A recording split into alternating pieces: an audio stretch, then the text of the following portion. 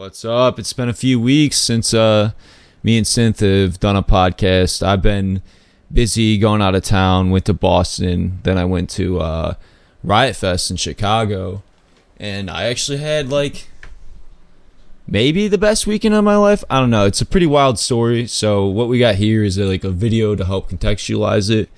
The first thing of note happened on Friday at Riot Fest. I lost my cell phone in the Circle Jerks pit, and so here we have a clip of some stage banter from the Circle Jerks, and as you'll see, it was raining, which was it was awesome. It was just the perfect fucking moment. As soon as they started playing, it started pouring rain, and it was dope.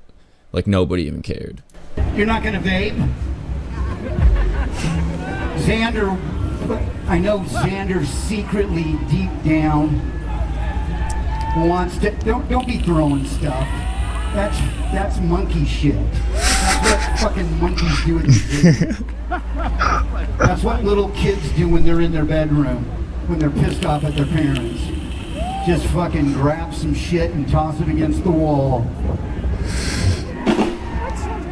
Now, Xander actually wanted to probably give you a vaping instruction.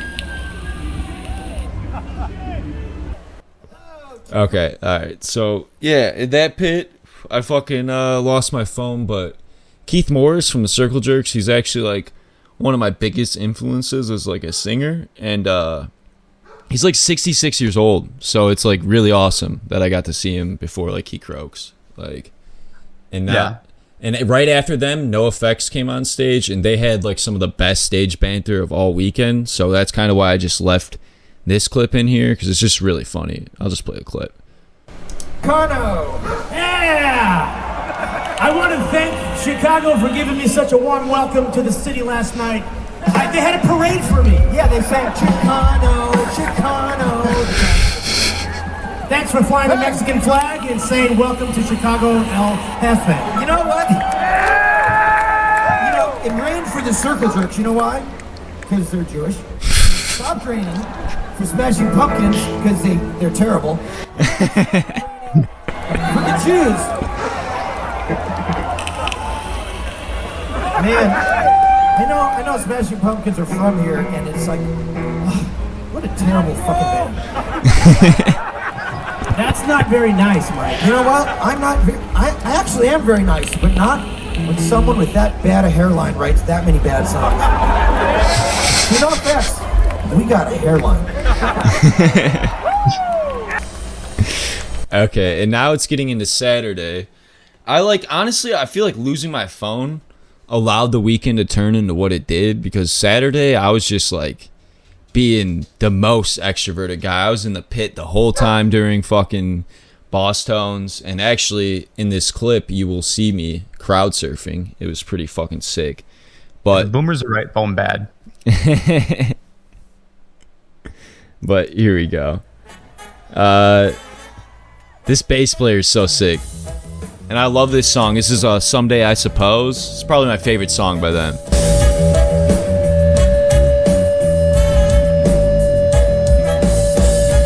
They look so old on stage. They're all wearing fucking the most boomer shit. They're from Boston though, so yeah, it's Boston style.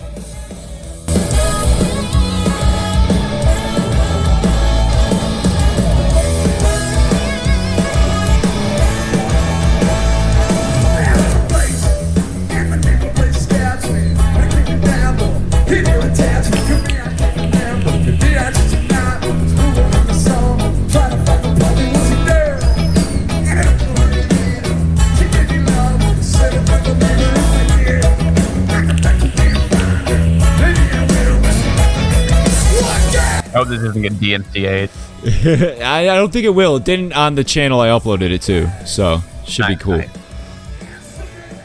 Alright, I think the guy pans back to the pit here in a second, and you can see me for a split second, because this bucket hat gets in the way. Yeah, there you go. There I am, right there. Oh, my face is blocking it on the fucking on the actual video, but that's fine. Y'all can't see it, but it's whatever. I'm there. Me and Synth can see it. It's fine.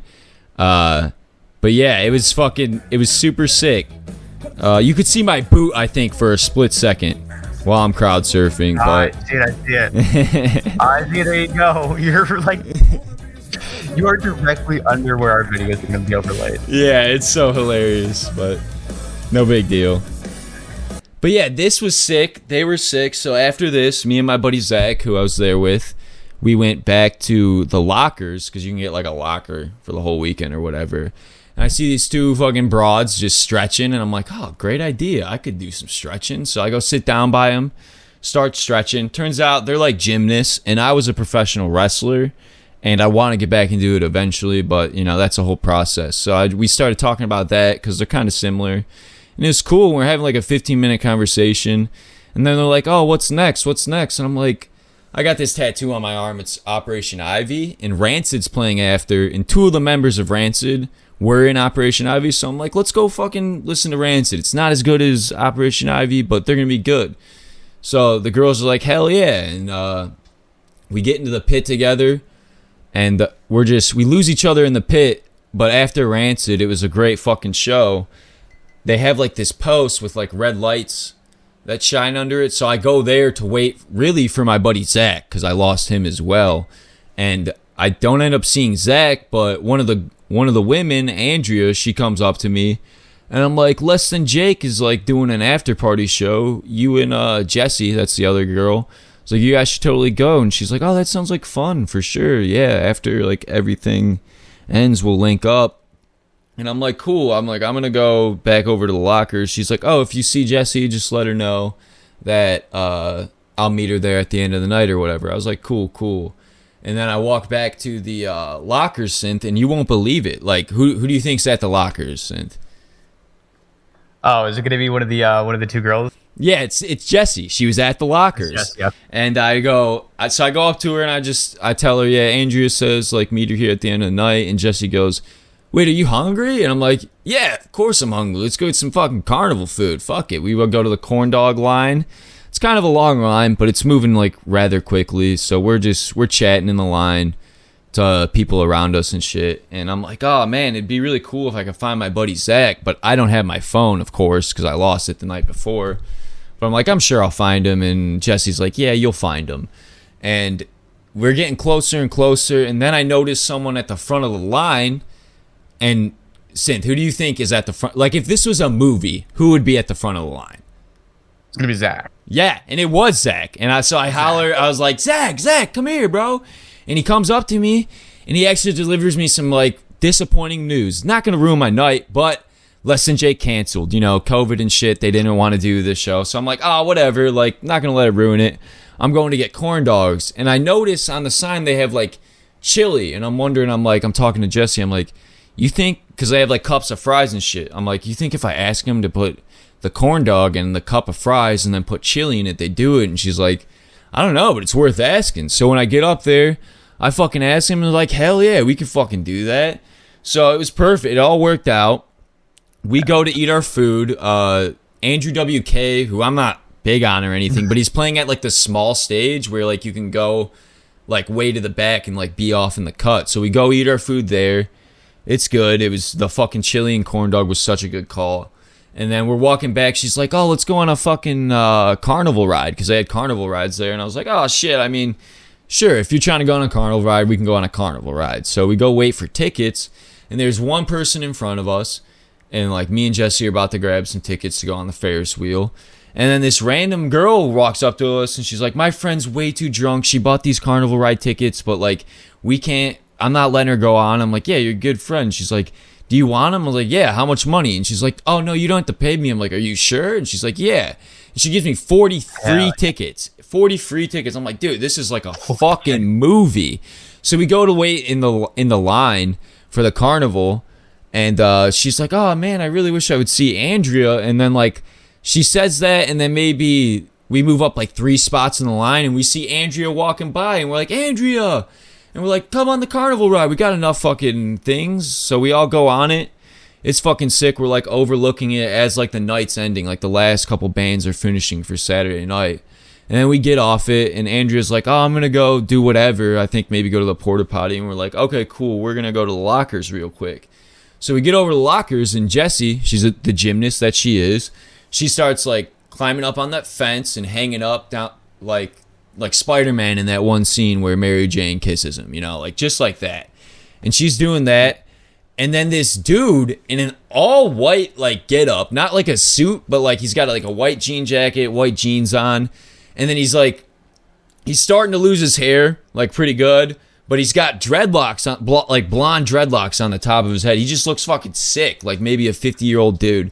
And he comes up, he goes, "Hey, what are you teaching, a fucking Pilates class?" He says that to Jessie, and she like, we laugh. She goes, "No." She's like, "But I could teach the whole fest if like I wanted to." He's like, "Oh, I'm sure you fucking could."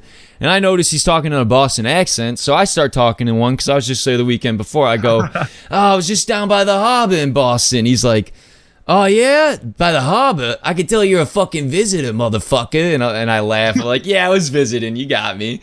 And so we're laughing about that. Then he notices my Operation Ivy tattoo. He's like, "Oh, you a fucking ska kid?" And I'm like, yeah, I am. I was like, actually, Jesse Michaels is like one of my favorite guys. I was like, "Do you know Classics of Love?" Which is like his lesser known band that he started in like 2008. And he releases projects from time to time because mainly he's like a painter type of artist and he does music when it comes to him. And he's like, "Fuck yeah, I know Classics of Love. Fucking love Classics of Love." And we talk for maybe 10, 15 more minutes. And he points right over next to the lockers because like the guy who runs the lockers trying to kick us out of there. But like, I'm not gonna stop talking to this dude. He's a legend. I notice on his mask it says like SSD, which is like this fucking punk band, a straight edge punk band from Boston in the early 80s. I'm like, "SSD, dude? I was just listening to them before I came here." He's like, "Get the fuck out of here. You weren't listening to my fucking band? No way." And I'm like, "Yeah, dude." He's like, "Oh, fuck you." Like, he's joking, being jovial, but like just his sarcasm was like so on point. He was just such a cool dude. He's like, he points to the stand next to the lockers and it says like Liars Club. He's like, "Hey, did you know like Murphy's Law is playing at Liars Club?" I never heard of Murphy's Law before, but I was like, "Oh, really? That's fucking sick." He's like, "Yeah, it's in like fucking West Chicago on Fullerton Road." He's like, if you show up there tonight, give the doorman my name. I'm Herb, and I'll what's your name?" He asks me, and I go, "Oh, I'm Ronnie." And he's like, "All right, well, I'll give the doorman your name. If you show up, you can get in for free. Come see Murphy's Law." And I didn't tell him this, but I never heard of Murphy's Law before. But this guy's fucking awesome. So I'm like, if he's inviting me somewhere, I'm fucking getting there, and I'm going. So I end up showing up there. I get to the doorman. I tell him, "Yo, Herb told me like I could get in if my name's on the list. Cool. If not, I'll just pay for like the tickets for me and the two girls because the girls end up going with me." And he's like, he looks around for Herb for like 5 minutes or something, like way more than he needed to because I would have just paid for the tickets. And he ends up not being able to find him. But he's like, "Listen, you can get in for free, but the girls just pay for them." I was like, "Cool." Gave him $40 because it was two $20 tickets. We go in. And Murphy's Law has already started their set. They were the headliners. And that's actually the next band that's in this comp. So I'm just going to play that before I continue the story because it's important and sick. I think a little bit more Boss Tones here. But his like, he's fucking up his mic and shit. It's funny. This is Murphy's Law though. This band's sick.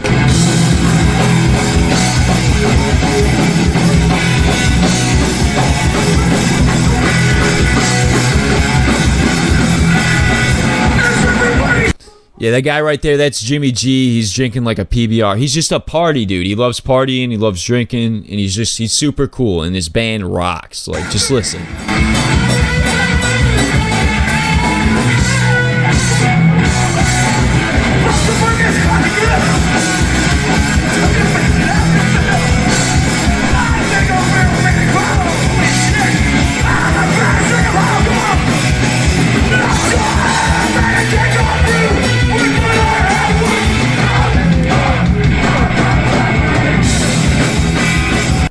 Hell yeah, but that song's called Crucial Barbecue. I think that was the song they were playing when I first like got past the doorman. But so I'm not in this video, and unfortunately there's not a lot of videos of this because at one point they bring Herb on stage to sing this song called Woke Up Tied Up.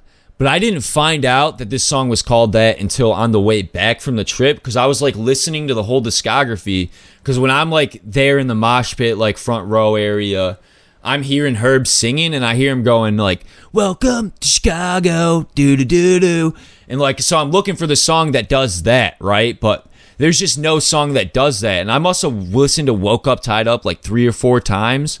And on that 5th listen, I'm listening to it, and the chorus goes like, "Woke up, tied up to the radiator," and I'm like, dude, that's the fucking song they were singing. But like, fuck yeah, it took me forever to find it, and that's the best when like you know the melody of like the song, but you got the lyrics wrong, but you find it out. Like that's the best feeling. But like right after he gets off stage for that, the next song starts, and I'm at like the front, and like I'm just fucking rocking out in the pit. I'm not really paying attention to too much what's happening on stage. And there's like a guy in front of me who's like manning the pit, I guess is what you would say. He taps me on the shoulder. He's like, "Yo," he points to the Jimmy G, and Jimmy G's trying to get me up on stage. Jimmy G grabs my hand, and I lean into this guy. I'm like, dude, I don't know any of the lyrics though. This is my first time ever hearing him. He's like, turns to me, he goes, "It doesn't fucking matter. Get up there." So I let Jimmy G pull me up, and he hands me a PBR. And one problem, Synth, like, I don't drink, right? And like, but when this guy from Murphy's Law is like just killing it and offers you a beer, you don't just say, "No, I don't drink." You fucking live the moment. You start dancing with him. You crack it open. You slam that fucking bitch. And then you smash it on your head like the showman that you fucking are. And the crowd goes wild. They like, I think that they're trying to like get me to come off the stage. So I just go to like step off, and they're like, no, stage dive. So I stage dive off. And the guy who ends up catching me, he actually has an important part of the story, because after that, he lets me down. It's a safe stage dive. We rock out. They end. Then we go out front. I'm hitting my vape, smoking a couple joints. It's Chicago. It's legal. And then the girls end up, they like, "Oh, we're going to go get some food. Do you want to come with me?" And I'm like, no, because I'm talking to Herb more. Me and Herb actually talked about like Jay Masochist and shit, because it turns out that Herb gave Jay Masochist his first show. When he was in Deep Wound. So it was like really cool. And he actually knew about the Kennedy interview. I told him, dude, there was this one interview with the MTV girl, and she was just being super weird. Shit. He goes like, "Oh, you're fucking talking about Kennedy." I'm like, "Yeah, I think so." He's like, "Dude, he made her fucking cry." Apparently he made her cry, and that's why they ended the interview so soon. I was so fucking funny. Holy shit. But yeah, no, he was telling me, and I kind of figured this, but he was like, "Yeah, Jay Masochist is like the nicest guy. Like, he's so quiet, but he's like a nice fucking dude." And I'm like, hell yeah, that was like pretty much my read on him. But if you give him shit, he'll give it right back to you. So the girls, they go get their food, and they're gone a little wild. So I'm starting to get worried, like, how am I gonna get back to my Airbnb? But I've been chopping it up with people, and I was chopping it up with this one guy who goes by the name Naked Dave, who, by the way, the fucking man, dude. Naked Dave's just like a punk rocker from Wisconsin.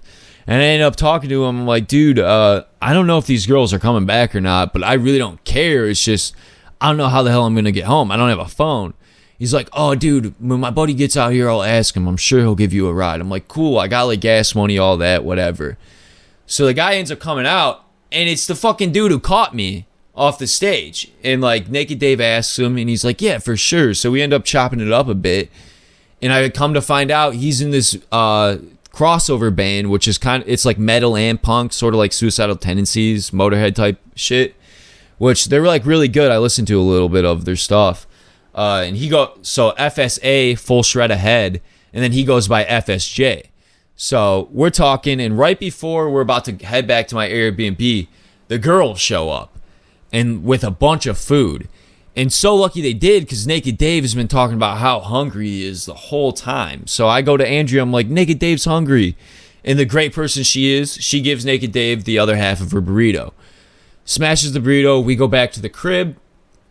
The girls are a little tired, so we like smoke a joint, and then they go to bed. But Naked Dave and fucking Jay, they wanted pizza. So I throw pizza to reheat it in the oven, and I'm like, all right, let's just smoke another joint while this is in the oven, and once we're done with the joint, it'll be the perfect crisp. We did this shit the other night, me and Zach, and Jay goes, "The perfect crisp, that'd be a great fucking band name." And I'm like, hell yeah, it would, dude. Like, you could be TPC or like TPK. He's like, fuck yeah, dude, you use that for your band once you like finally get some stuff put out. And I was like, dude, hell yeah, that's a great band name. Thank you for giving me that. And it was one of the best nights of my life.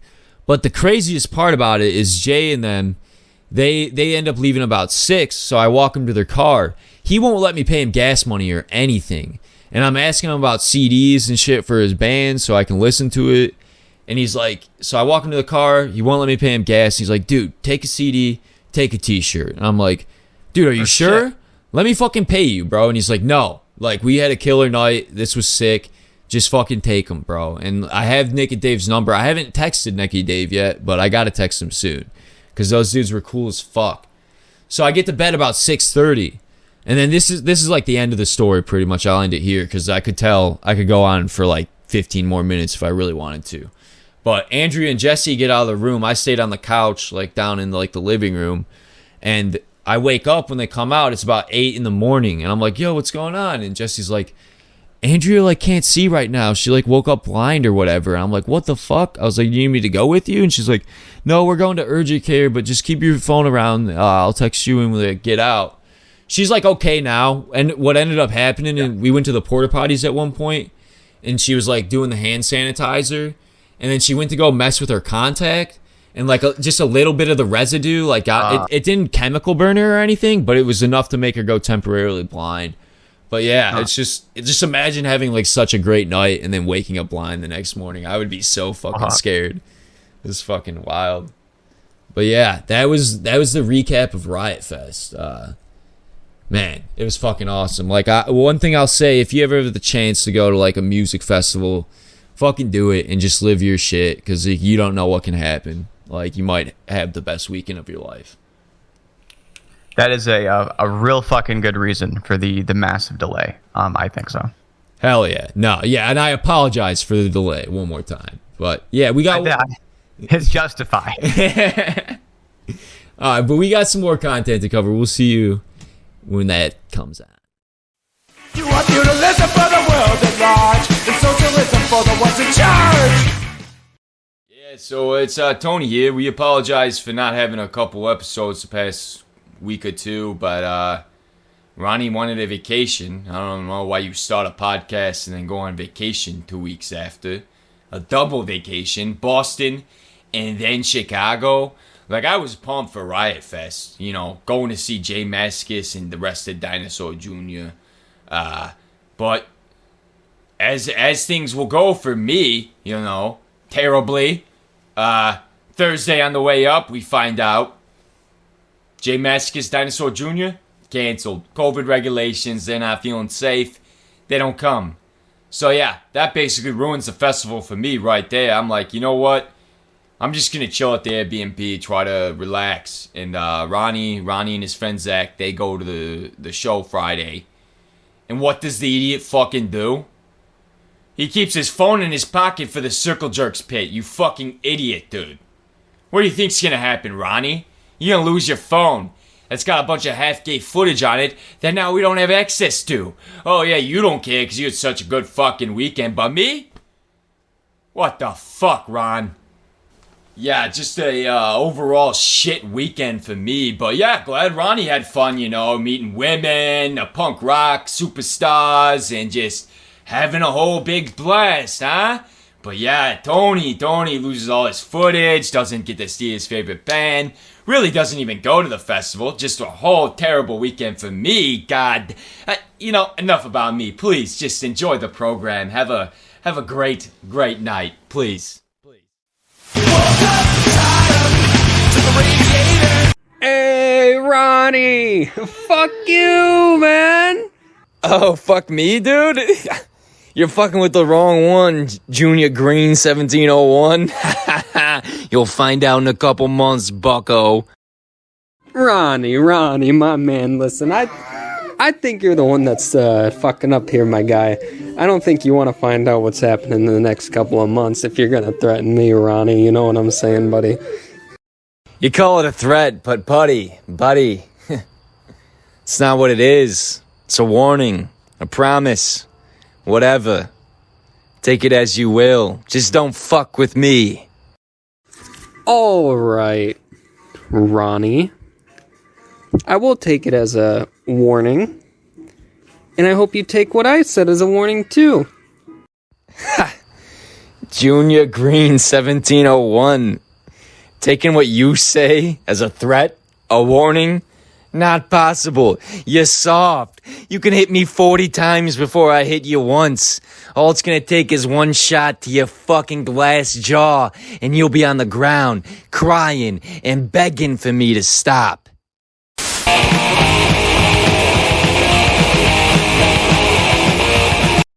Ew, I can hear my voice. What's that? I can hear my own voice. Oh, you can Just hear it now. coming through my shit? Yeah, Oh, sorry about that. it's okay. Can you play Scooby-Doo? No, I can't. I can't. Okay, it's okay. You can play anything. Okay, I got you.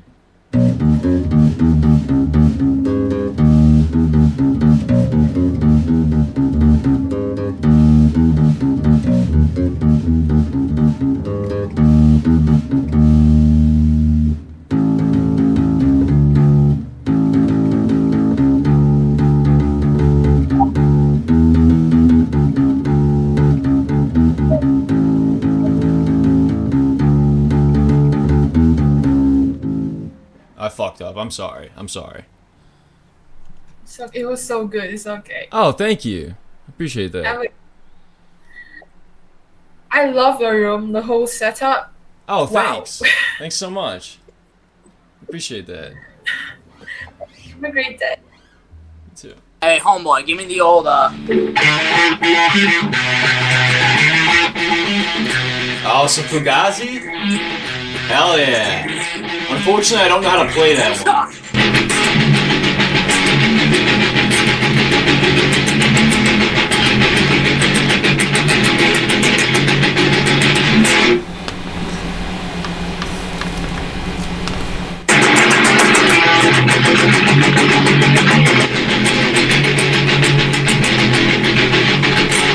Hell yeah. Hell yeah, good shit, dude. I can't play Fugazi, but you know any Choking Victim? Little bit. You know 500 Channels?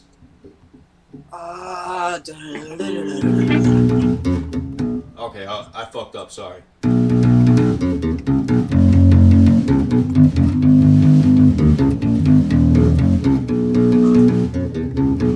I used to know that was like the first choking victim song I learned. Hell yeah. But I mean, I've kind of been fucking around with the bass, so I kind of got that.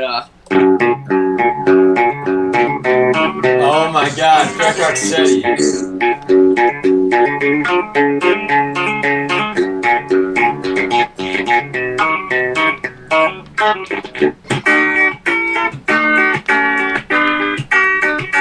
Awesome boss zones?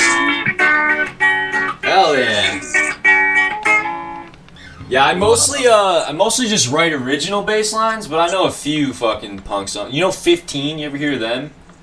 No, I haven't. Dude, you gotta check out 15. You like Operation Ivy? Okay, so the singer from 15 grew up with Jesse Michaels. And Oh shit. So yeah, they're like from East Bay and shit. yeah, they're East Bay punk. Yeah, you ever hear of Crimpshine? You might have heard of Crimpshine. They were around when Operation Ivy is, but like basically 15 is to Crimpshine as Rancid is to Operation Ivy. Oh, okay, yeah. okay. So it's like choking victim leftover crack. Yes, too. exactly. That's probably a better analogy because most of the guys in 15 were in Crimpshine, so it's probably a better analogy, honestly. But here's one of my favorite bass lines by 15. Go for it.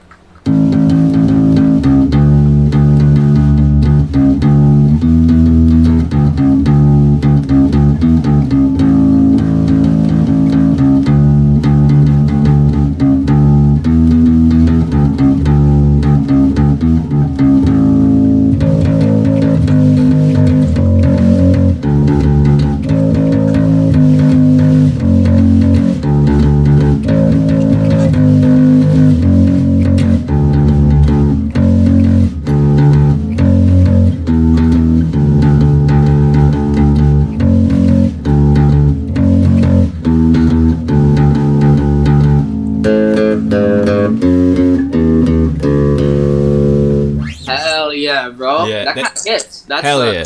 That song's called Petroleum Distillation by 15. Okay. All right, Hell yeah. I'll definitely look that up. Fuck yeah, dude. I think you'll love 15. If you love Choking Victim, you love Operation Ivy, that band's fucking sick. They're one of my favorites. I was born a little too late to see the dream that they call America. So right here, Destiny on Twitter being fucking stupid. I fucking hate this website so much. But essentially he's calling out like TJ Kirk or the Amazing Atheist for like making this video called The Wealthy Elite Laugh at You. And he watched like 5 seconds of the video and then felt like it would be a good idea to just screenshot TJ's Patreon, which pays for, I thought, 4 people, but 5 people actually salary from what TJ responded with. And so like he's trying to call him out as if he's a wealthy elite, but at the most, this Patreon makes like fucking maybe 450,000 a year or something with the math, and it's split between 5 fucking people. So it's like, and like I guarantee anybody responding to this never went and watched the video. So that's what we're gonna do right now. We're gonna watch this video and then we'll talk about the tweet some more. All right. So here we go. The liberal says, I hate the wealthy elite, but they say this from the deck of their yacht. The conservative says, I hate the wealthy elite, but don't raise their taxes. That is communism.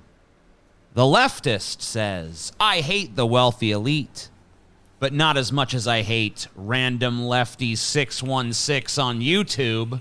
That guy is pure evil. It just goes to show you how clever the elites really are. Hated by everyone, yet targeted by no one. What a trick. It's like being a black man at a Klan rally and somehow getting them all to fight amongst themselves while you kick back and sip lemonade. The only difference is that hypothetical black guy is cool. True. And the elites, well, they suck. Parasites like Bezos and Musk add obscene piles of money to their wealth every minute of every day, working people to the bone, treating them like trash, and compensating them just inches north of zilch. Everybody knows. A lot of people even claim to care. Yet, what is being done? I suppose it's not very surprising. Our country was founded by wealthy, elite slave owners. George Washington was the richest man in America when he became president. And he personally owned 577 slaves over the course of his life. When you start with a guy like that, is it really any wonder that we currently exist as an oligarchy in republic's clothing? The wealthy don't even need to silence dissent anymore. Every movie you've ever seen where the scrappy underdogs overcome the evil corporate dystopia, all of those films were funded by giant corporations. Every politician that rails against big business has got big dollar donations flowing in from those very same big businesses. I imagine that the wealthy elites who rule everything get a laugh, get a good chuckle at our expense. Hell, in their position, I'd laugh too. They get to make money off of us as we impotently masturbate to the notion, the delusion, the fantasy that one day we might rise against them. Maybe V for Vendetta will come true. I'm going to buy a Guy Fawkes mask on Amazon right now. Okay. Maybe random lefty politician will save us. So what if they've all of a sudden got a lot of lobbyist friends? That doesn't necessarily mean they sold out. When I see anyone who thinks they're meaningfully challenging the status quo, I don't know whether to laugh derisively or weep sympathetically. What have you really done? Right? What have you really done? Well, I raised awareness. You raised awareness that evil, rich assholes control every aspect of our society and we only have the illusion of a voice? Wow. What are you going to do next? Raise awareness that trees are made out of fucking wood? I know a lot of people who must have pretty bruised backs from all the pats they give themselves because they talk some tough trash on Twitter or YouTube or wherever. I'm sure the Clintons are pissing themselves in terror. Then you've got your take to the streets people. I have a little bit more respect for them. I honestly believe at this point that kicking over a tin can in the name of your ideals is more valuable than tweeting about them. However, Antifa and the Proud Boys beating the snot out of each other in the streets of Portland, Oregon is really just two factions of angry, disenfranchised people taking their righteous anger out on one another. And if I were a billionaire, I'd find that shit hilarious. I just want to pause here and like just agree with him like 100% on that one. Like it's what he's saying is true. We're like 4 minutes into this like 7-minute video, and like everything he said here has been like pretty good. The one thing that would be like, I guess you could make as a critique is like he sounds a lot like a dork sometimes, but he seems to be self-aware, not to like lean into it. Right. Exactly. Make fun of it. So I can't even like throw that as a criticism at him. This is like a good video from TJ. Right. Which the last one we covered was the opposite of that, but like that's fine. It was a bad video from TJ. This like improvement, that's good, you know. And like I'm sitting here thinking like, so I'll be honest with you, this is about as far as I've gotten into the video. I've watched this far. I haven't watched the last 3 minutes, just because I want to like make this point. Like, what is there for Destiny to be mad about? He shouldn't be mad about anything unless it's like an ego thing, because he called out like the shit talking on Twitter. Or like made fun of neoliberals in the like very beginning for like 3 seconds. It's like, dude, like unless in these next 3 minutes, TJ just says some like outrageous shit, I really just cannot. I don't know. It's frustrating. I'm going to just press play. We'll see. I mean, think about it. You brutalize your workers. You strip them of dignity. Deprive them of resources. Give them just enough to exist. When they get so sick of it that they just want to explode, you slap a hammer and sickle on some of them and a swastika on others, and you let them rip each other apart in the streets while your bank account grows by staggering leaps and sickening bounds. And your ironclad political power remains fundamentally unchallenged. It's good to be a billionaire, right? It most certainly is. The most meaningful fight being fought against billionaires on any front is happening in the labor space, and it takes two basic forms. First, it takes the form of unionized labor, working people banding together to fight for better pay and better treatment. Second, it takes the form of non-unionized workers who simply refuse to work for starvation wages any longer. The labor shortage has caused major disruptions within the system, and the elites are having a very difficult time getting back to business as usual now that so many people have realized that part of being part of the American workforce is just toxic and dehumanizing, bereft of joy, and above all, completely and utterly and totally, mindlessly, insanely thankless. Now, right now, the people have some leverage. They do the labor. They are the cogs in the machine that keep the machine a-going. This is the most powerful bargaining chip that we, the people, hold. Next time you hear someone tell you that they hate or even just oppose the wealthy elite, to any degree, ask them if they support a nationwide general strike. If they won't support it, then in my opinion, they're either stupid, unserious, or, and I hate to use an overused term here, a grifter. Even if they claim to support it, ask what they're really willing to do to support it. I'll tell you what I'm willing to do. In the event that a national general strike does occur, I will give financial assistance to any organization supplying said strike with food, clothing, shelter, etc. I will also, even though I'm an extremely shy person in real life, get on the line. Dude, it's about to end, and he's like the most good faith thing you can say that Destiny is critiquing him on. He talks about in the video what he's willing to do. Like, oh my god. Yeah. I'm gonna finish out these 30 seconds but I'm about to go on a rant, Synth. I'm about to fucking rant hard.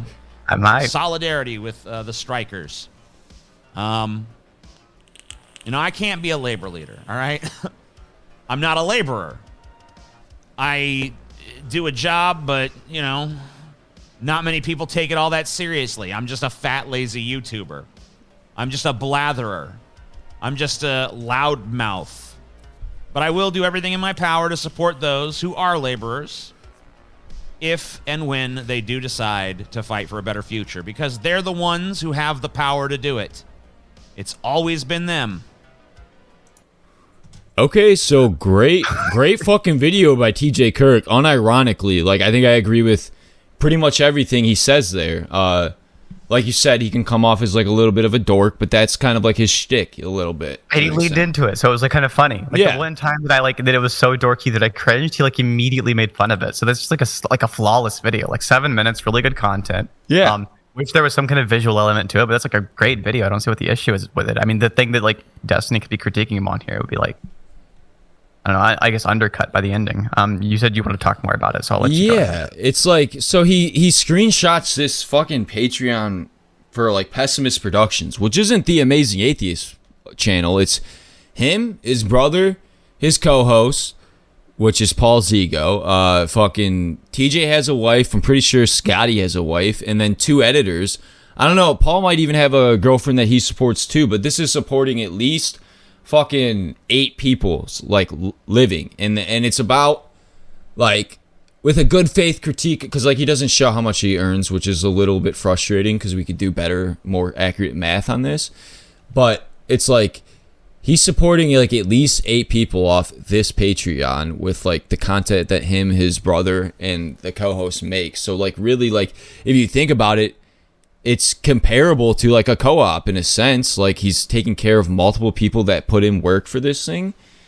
And then like Destiny, the streamer who like had to move to LA to like leave his kid, because like, you know, streamers, you have to fucking stream in LA and you have to like leave your child for half the year. Like that. Let's not do the too like heavy on the personal attacky stuff. If you want, I think it might be a good idea. You can like chill out, go get some water. Looks, you got a drink, right? All right, I'm out of water. That's probably a good idea. I'm probably gonna get a little angry here. I'm gonna go get water. You can finish out this segment.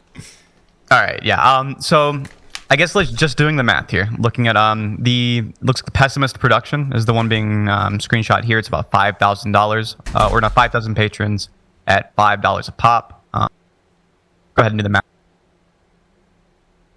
5,000 times 5. Look who fucking took their finger off the push-to-talk, synth. Yeah, okay. Ronnie informed me, I guess, like earlier today, I made the dumb mistake of when I have my push-to-talk on, if I press another key, it cuts it off. So I'm going to just give the argument that I gave here.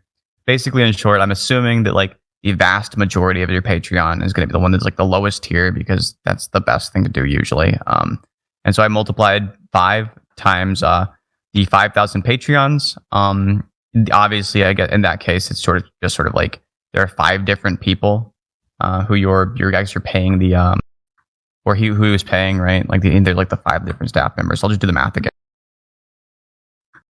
5 times 5,000. That's like the monthly Patreon, or that's the monthly Patreon income. Let's do it times, and then we could divide that all by 5 again, right?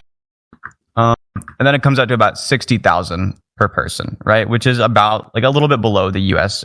Mean, or I believe mean, not median wage. The I guess median wage I think is like going to be 40K a year. So like that's like obviously like we have a skewed wealth demographic here in the U.S. But this puts him at like about average. So this is just kind of like, it's a ridiculous argument to assume that he's like some kind of like huge baller making like shitloads of money. Even if we make the assumption that everyone's paying $10 a month, which is just not true, right? Like, it's just obviously not true. Most people are going to be paying 5 by like a large margin. Assuming everyone pays $10 per month, it's still going to end up being about like what, 120, I guess, 120,000 a year, that's pretty good. But it's not like the wealthy billionaire class he's talking about in the video, right? This is just like somebody who should be donating their money to charity, which TJ in the video says he would do. That was the entire argument I gave there. For some reason, I decided to like type buttons while also holding push to talk and not press push to talk again. So that classic bits. Synth moment. Holding back the editing process. Classic. Nah, it's really not a big deal. This was an easy fix. But yeah, thank you for clearing that up, Synth. Hell yeah. You have a good one. Enjoy your editing. I know you work hard on it. Hell yeah, for sure. You have a good one too. All right, peace. Peace. Oh, you gotta be fucking kidding me. Ronnie does the editing? Is that what he tells you, Synth? No, I do the editing. Tony, I guess I'm just this fucking thankless bitch.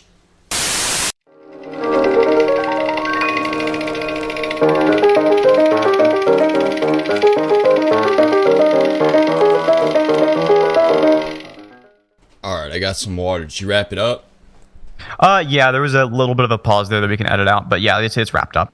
Okay, cool.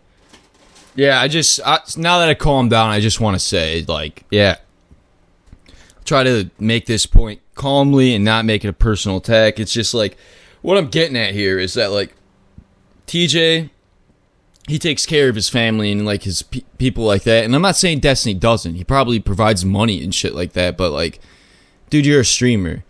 You can, like, stream from the same area where your child lives so that you can, like, hang out with him physically more. It's, like, very important for, like, a kid at that age. And, like, he tries to call TJ out on, like, not following, like, a principle or whatever. But it's like, dude, like, you're a father, dude. Put a little bit of more work into that. That's all. Like, it's just frustrating for me, like, to see that. That's all. But, yeah, that's it for the segment, I guess. All right. See, I only wanna be a free man, but it took us a lot to sleep on the ground that God's land. You're soft. You can hit me 40 times before I hit you once. All it's gonna take is one shot to your fucking glass jaw, and you'll be on the ground, crying and begging for me to stop. Alright, Ronnie, you're gonna sit here and talk shit all you want, huh? That's not happening anymore. I'm sick and tired of you telling me about all these warnings and threats. That's it. I'm coming to kick your ass right now. Hey, bucko, you know where I live. You can meet me at my house or in the Best Damn Tacos parking lot. It doesn't fucking matter. 'Cause the outcome's gonna be the same. You bleeding on the ground close to death. Nah, dude, we're meeting up exactly at the grilled cheese spot. And we're brawling it out. You think I'm gonna lose? I'm gonna beat the shit out of you. This motherfucker, you wanna fight me at home base? At the Melt Bar and Grill in Lakewood, Ohio? Tonight? Saturday? Oh, you got a brain aneurysm or something. You're fucking stupid. I'm gonna take you in there, I'm gonna smush your face across all the tables, grab a fucking orange soda in a glass bottle, smash it over your head, and then stab it through your fucking throat. You don't know how to cut a promo, you don't know how to do anything, kid. How much profit is enough for one rich man to make up my labor? 'Cause he knows damn well comes at the expense of me having time for my children. You write any original tunes? Let me hear some. Alright. It's kind of got that, like... So I've been listening to a lot of hardcore lately. Bass? Like, emo, kinda. Like, Okay. Midwesty a little bit. Like Joyce Manor and shit like that? Like Title Fight. Okay, yeah, that's like the same genre, yeah, hell yeah. So, like... I wrote this, like, yesterday. Hell yeah. I know. Fuck.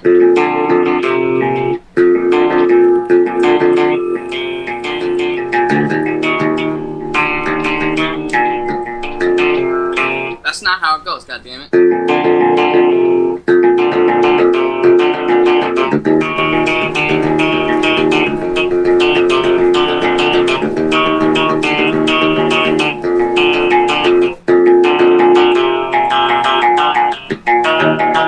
I can't remember the rhythm, but basically.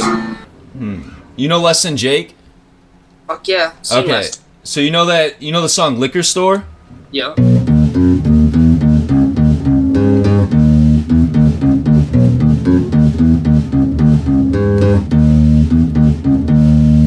So there's that bass line, and then the bass line from 15 I played for you.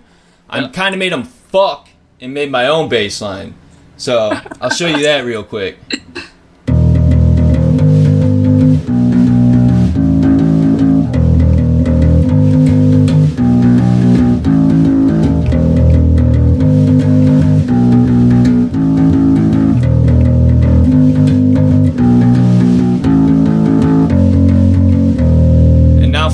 they fuck.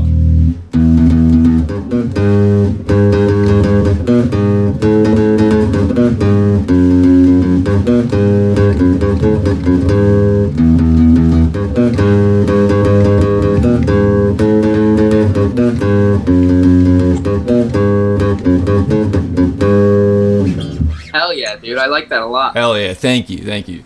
You ever listened to Rufio? I don't think I have. Fucking dude.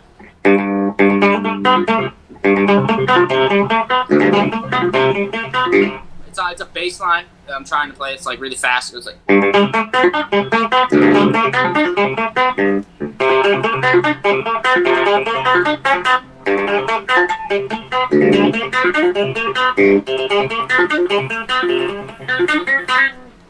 I like that. That's sick. If you love bass, then you should. Then you know Davey 504, right? Well, and actually, yeah. I play with one of these, so I'm not the biggest fan of Davey. Okay. So you play with that pick. Yeah. Then like he used to slap it. You know. Yeah, I can't slap. I never really learned. Never tried to. I get it. I mean, if you're like, I have to push you hard. I mean, like, if you're holding a bass now, then the slap is very necessary. I mean, like, being a guitar, then it's like fine. You can slap or not, but I see what you're saying, but like, I'm trying to play punk music, so you can't like. Slap bass doesn't fit in punk music like at all. Like at all. Okay. I get it. So you're into punk. So yeah, I'm a punk rocker. that is. I get it. That is good though. Hey man, like, thank you so much, man. I mean, thank you for listening to my music. Hell yeah, thanks for listening to mine, dude. You have a good one. Have a good day. Have a good day. So you know Alec Bellali from Leftover Crack, right? The bassist. Yeah, he just died. Yeah, a year ago. That shit was rough, dude. That shit was rough. But here's a fucking song he inspired me to write.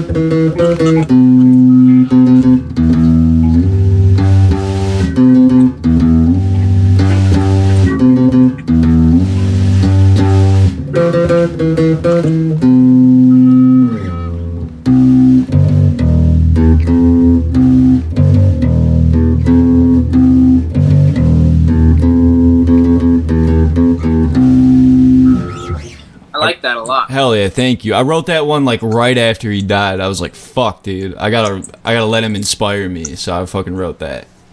Hell yeah, gotta let him inspire me, man. Hell yeah.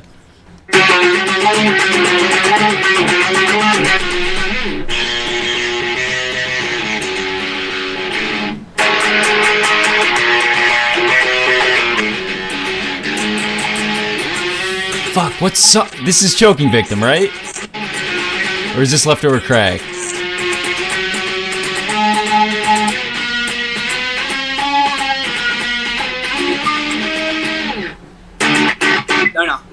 No, it goes like.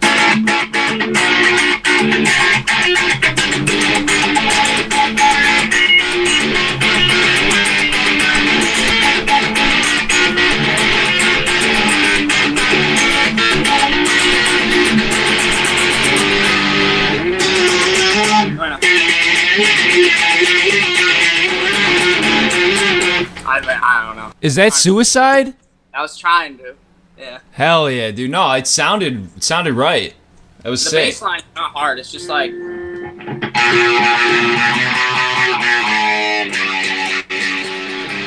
then it goes.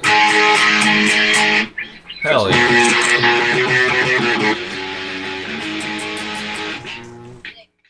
You like Propaganda? I've listened to it. Okay.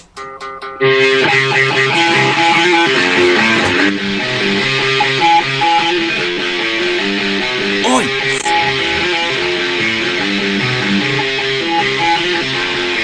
Oi! Sky sucks! Hell yeah.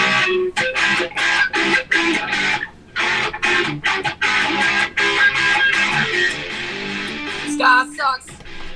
Stop it, Bono. You stupid fucks. The bands are only in it for the bucks. Yeah. And if you don't believe me, you're a schmuck. Yo, you got Snapchat, Instagram, or something? I got Discord. You got Discord? I do, but I do not remember my Discord. All right. I do have Instagram. Actually, here I'll type it in for you. Bet. I'll definitely give you a follow, bro. Cause I got a job interview or something. Okay, for sure. Yeah, that should be it. The sneakerhead thing, that's just a joke, but I'm not actually a sneakerhead, but... Oh, it's all good, man. Hell yeah. Alright, bro. You keep on skanking. Hell yeah, you too, man. You have a good one. Peace. Lately, I've been working in his factory, in his winery, yeah. Lately, I've been working, filling barrels, 10,000 every. You don't know how to cut a promo. You don't know how to do anything, kid. Alright, that's it. You're telling me you're gonna smash my face on some tables and fucking cut me with some glass and shit at a fucking grilled cheese spot, man? I'm literally gonna use the special technique against you and use the grilled cheese pan, you idiot!